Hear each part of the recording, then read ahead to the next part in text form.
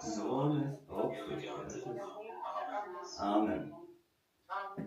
Sveta Marijo, sveta Bogorodice, sveta Djevo, Djevica, Majko Kristova, moli za nas.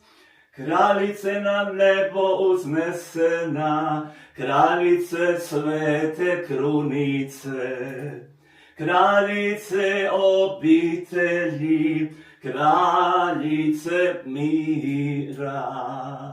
Moli